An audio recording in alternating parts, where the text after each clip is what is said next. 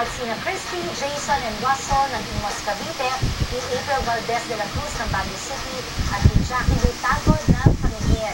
Sa mag-post pa lang, always remember, think before you click. Ayan, kasama pa rin po natin ang ating celebrity who's na paborito natin na si Miss Pinky Marcos sa ating gabay sa buhay sa si Miss Annie.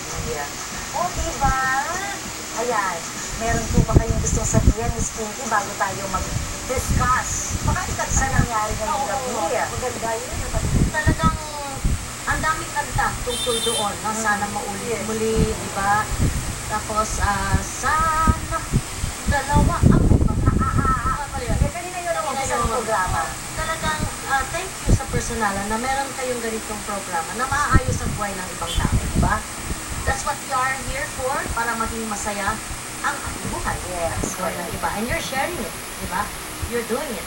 Kaya hats off ako sa inyong lahat talaga. Miss A and Miss G. Oh, maraming salamat. O, eto. Kayo ba ay naging saksi na sa ganitong klaseng pagtataksil, magkumpare, sa bakit ngayon nasabi mo wala pa yung first time eh. So, ano pong masasabi niyo? Naka-experience na ba kayo ng mga ganitong klaseng sitwasyon? Sa field ko, marami. Kasi akala nila, yung wala sa partner nila, mahahanap nila yan sa ibang tao. Actually, it's not. Ang wala, yung feeling of emptiness inside mo, hindi mo mahahanap kahit kumare, kumpare, kanino at sino man. Mas kay kapitbahay. Mahahanap mo yan sa loob. O, sa sarili mo, dapat ayusin mo muna sa sarili mo eh, di ba? And know what you want. Kailangan alam mo kung ano talaga yung gusto mo. Oo. At saka, minsan, kaya nga, kanina ni Mario gusto niya magkaroon ng anak. Sometimes we think about it.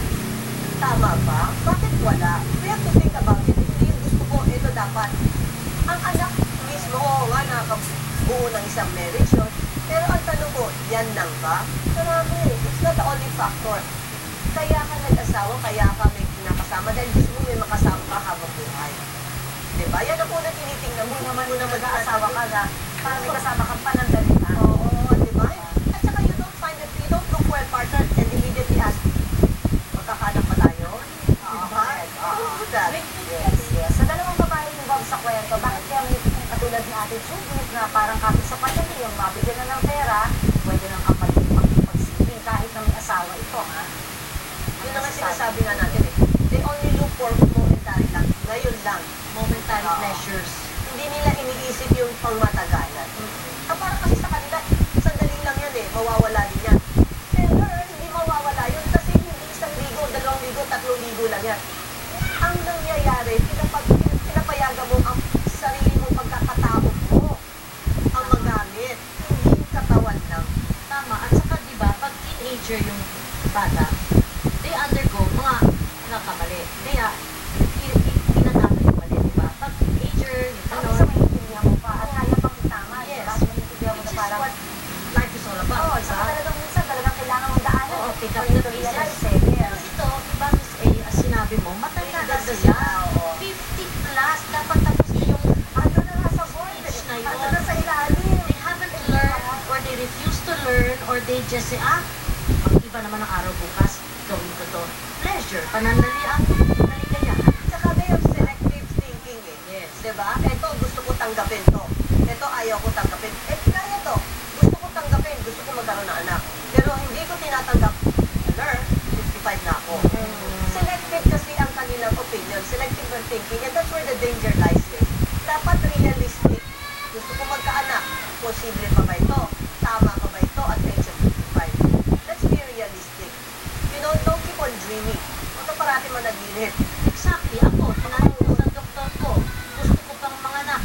Sabi nung doktor, nung check up niya ako, naku miss, matanda na, Miss Vince, ang iyong itlog. Sabay sara. At least, I found out that there is egg, but the egg is old.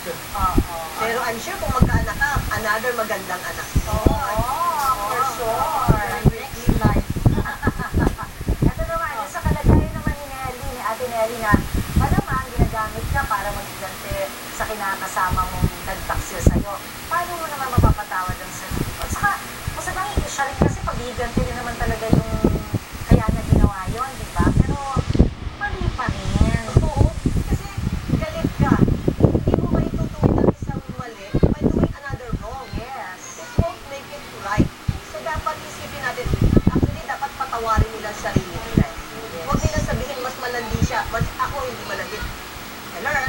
kayong dalawa. Patawarin yung sarili ninyo, humingi kayo ng tawad, bumangon kayo, at magbago buhay. Tama. Diba? Happy ending. Oo. Kasi sa happy ending naman, Yes. masaya din tayo. Maraming Nakita ko salamat. sumayo, ang saya ha. Marami naman tayong ganyan kasi di ba kapag kahit pa paano naaayos natin. Oo. Diba?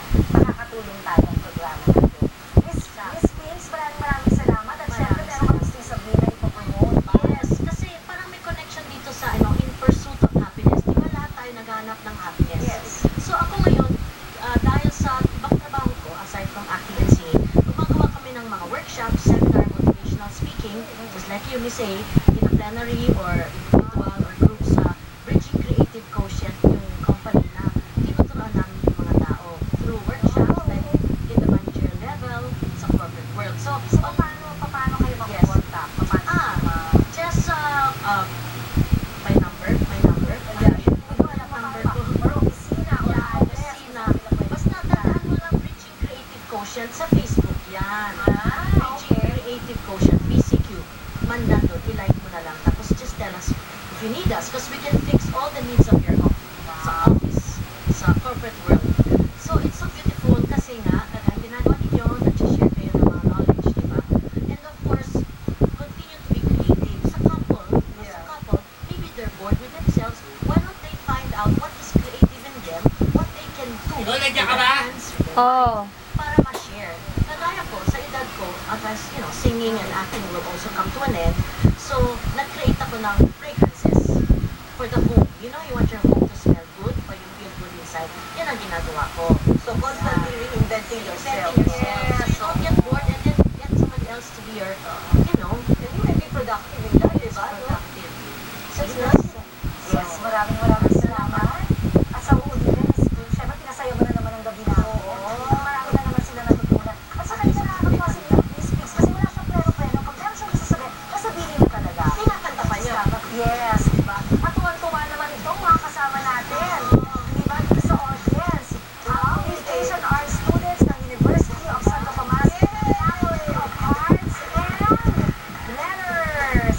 Maraming salamat sa inyo mga taluste. Ano mo bakit, Diba? Miss Jean?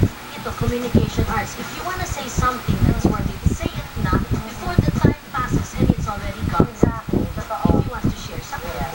So, ibig ko sabihin, if you want to say something, say it now. Or else, keep your silence. Yes. Tama. Sa Genetics din, nandito, maraming salamat. Yes. Kaya Mary. Ayan. Na walang sawa, Miss Jean, Walang ha? sawa. Diba? Very Every day. Thank you. Thank you. Ano pangalan yung dalawa? Darren and Nico. Darren and Nico, thank you so much. Ayan.